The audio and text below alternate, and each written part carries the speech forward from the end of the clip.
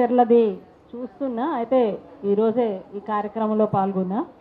అంటే అక్కలు వచ్చి ఇక్కడికి ఒక్కొక్కరు వాళ్ళ గ్రామంలో ఏం జరుగుతుంది ఏమిటి అనేటటువంటిది ఎంత స్పష్టంగా ఈరోజు వాళ్ళు ఎదుర్కొనేటటువంటి సమస్య గురించి చెప్పారు.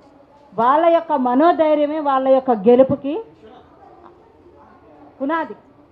ఎందుకు అంటే అసలు ముఖ్యమంత్రి తన నియోజకవర్గం ప్రజలను బాగు చేస్తాను అని చెప్పడం కంటే అక్కడ ఒక ఫార్మాసిటీ కంపెనీని ఎందుకు పెడుతున్నారు, ఏం పెడుతున్నారు, అసలు ఏంటి అనే దాని లోతుపాతులు కంటే ప్రజల యొక్క మనోభావాల్ని వాళ్ళ యొక్క భూమిని ఆయన కాపాడాల్సినటువంటి అవసరం ఆవశ్యకత ఉంది.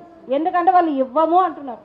అది కల్లోలిత ప్రాంతం కాదు, కానీ అక్కడ పరిస్థితిని వీళ్ళు చెప్తున్న దాన్ని బట్టి అసలు మగవాళ్ళందరూ ఊర్లోకి రావడానికి పిల్లల్ని చూడడానికి కూడా చూసి మా మనవలు తండ్రి ఎప్పుడు వస్తారని, కొడుకులు భార్యలు భర్తలు ఎప్పుడు వస్తారని, తాత ఎప్పుడు వస్తారని ఎదురు చూస్తున్నారా అంటే ఏంది అది?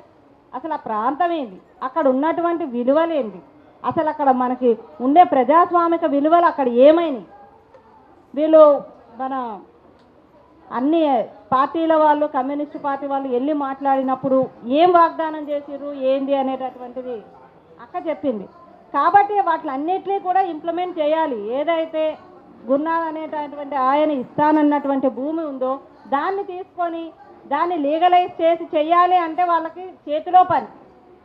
దాన్ని పక్కన పెట్టేసి వీళ్ళ భూమిలో లాక్కోవడం ఏంది, తండాల వాళ్ళని ఖాళీ చేయించడం ఎందుకు?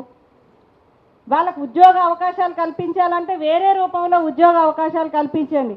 ఇప్పుడు నా ముందు మాట్లాడిన ఆ గ్రామస్తులు ఏమంటారు, అసలు మా స్కూల్లో బడి లేకపోయినా పర్వాలేదు, ఏది పెట్టకపోయినా పర్వాలేదు, మాకు దున్నుకోవడానికి భూమి ఉంటే ఇంత తిండి తింటాము అనేది చెప్తున్నారు. అంటే వాళ్ళు పిల్లలకి చదువొద్దనేది వాళ్ళు కోరుకోవడం లేదు. ఇక్కడ వాళ్ళ యొక్క ఇంటెన్షన్ ఏంటి అంటే మా భూమి మాకే ఉండాలి అనేటటువంటి ఇంటెన్షన్లో వాళ్ళు మాకు ఎటువంటి ఉపాధి పథకాలు కానీ ఎటువంటి డెవలప్మెంట్ కానీ ఫస్ట్ మా ఊర్లో ప్రజలకు వద్దు, మా భూమి మాకు ఇవ్వండి, మా తిండి మమ్మల్ని తినియండి అనేటటువంటిది వాళ్ళు చెప్తున్నారు. దాన్ని కాపాడాల్సినటువంటి బాధ్యత ఈరోజు ప్రభుత్వానికి ఉంది. ఇక కంపెనీ పెడతారా వేరే ఏమైనా చేస్తారా అనేటటువంటిది సెకండరీ విషయము.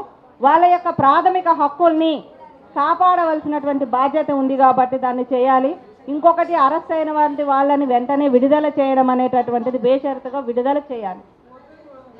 కాబట్టి ఇది ఏదైతే రౌండ్ టేబుల్ తీసుకునేటటువంటి నిర్ణయాలకి ఓపీడీఆర్గా మేము మద్దతు ఇస్తూ లీగల్గా ఎటువంటి సహాయ సహకారాలు కావాలన్నా కూడా మేము అందజేస్తామని చెప్పి తెలియజేస్తూ ఈ అవకాశం ఇచ్చినందుకు ధన్యవాదాలు.